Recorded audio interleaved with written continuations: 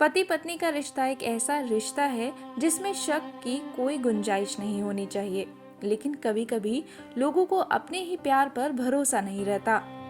आज हम आपको एक ऐसी मर्डर मिस्ट्री के बारे में बताएंगे जिसमें एक शक की वजह से एक पति ने अपनी पत्नी को पहले गोली मारी और फिर अपने आप को बचाने के लिए लाश को कई टुकड़ों में काटा और उसे तंदूर की भट्टी में जला दिया। कहानी की शुरुआत हुई दिल्ली से। मैं आपको बता दूं कि राजनीति का भी इस कहानी में बहुत बड़ा रोल है। फिलहाल राजधानी में कांग्रेस सत्ता के लिए संघर्ष कर रही थी। कांग्रेस का यूथ विंग भी इसके लिए काफी मेहनत कर रहा था। सुशील शर्मा जो विंग के सदस्य थे और वो पार्टी के लिए जी जान लगाकर काम कर रहे थे। इसी बीच उनकी मुलाकात हुई नैना साहनी से। नैना भी पार्टी की काफी सक्रिय सदस्य थी। खैर, मुलाकातों का सिलसिला जारी रहा जो धीरे धीरे प्यार में बदल गया। फिर प्यार परवान चढ़ा और दोनों साथ रहने लगे। पार्टी में सुशील का कद बढ़ गया और उन्हें यूथ कांग्रेस का अध्यक्ष बना दिया गया। नैना ने भी पढ़ाई पूरी कर ली और कमर्शियल पायलट का लाइसेंस हासिल कर लिया। जिंदगी में सब सही चल रहा था, लेकिन वक्त बीतने के साथ साथ रिश्तों में खटास बढ़ने लगी। नैना ज्यादातर फोन पर लगी रहती थी, जिसकी वजह से सुशील को शक होने लगा और इसी बात को लेकर आए दिन लड़ाइयां होने लगी। रोज रोज की किचकिच से नैना ने राजनीति छोड़ने का फैसला लिया और अब वह पायलट बनने की सोचने लगी। नैना अपने फ्यूचर के बारे में सोच रही थी, लेकिन उसे क्या पता था कि उसकी जिंदगी में आगे क्या होने वाला है। 2 जुलाई 1995 की वो रात भी आ गई जो नैना की जिंदगी की आखिरी रात थी।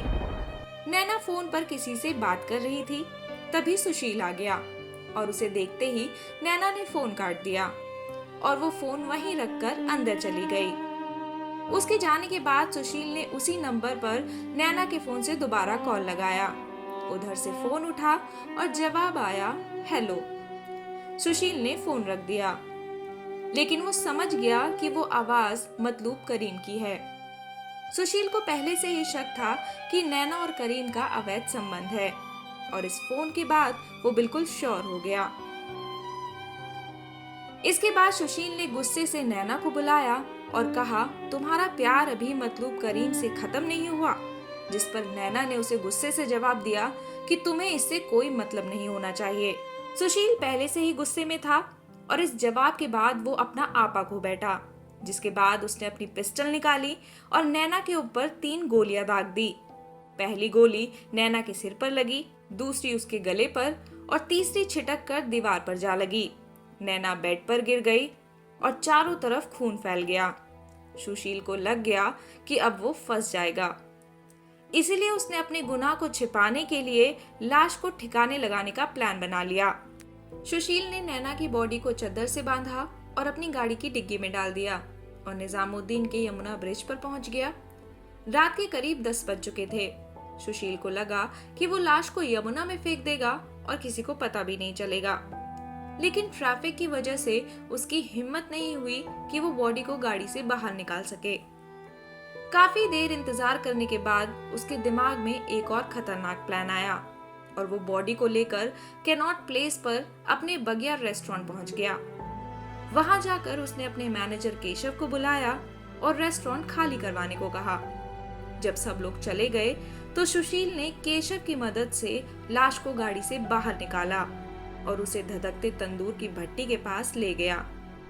भट्टी का मुंह छोटा था, इसलिए लाश पूरी नहीं जा सकती थी, जिसके बाद चाकू के जरिए उसने छोटे छोटे टुकड़े करके तंदूर में डालना शुरू कर दिया। बॉडी जल्दी जल जाए, इसके लिए सुशील ने केशव को मक्खन लाने के लिए कहा, जिसके बाद केशव अंदर से मक्खन के 4 बड़े पैकेट लाया और तंदूर में डालना शुरू कर दिया, लेकिन मक्खन की वजह से आग की लपटें ऊपर उठने लगी।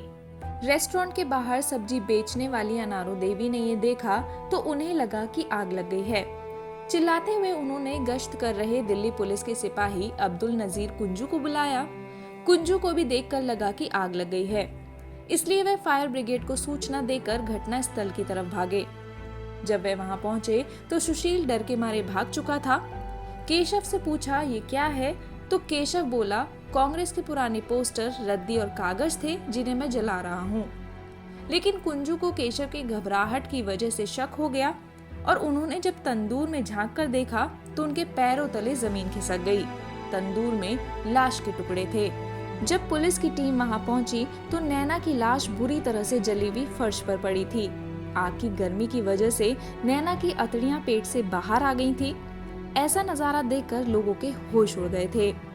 पुलिस ने कड़ाई से केशव से पूछताछ की तो उसने सच्चाई उगल दी।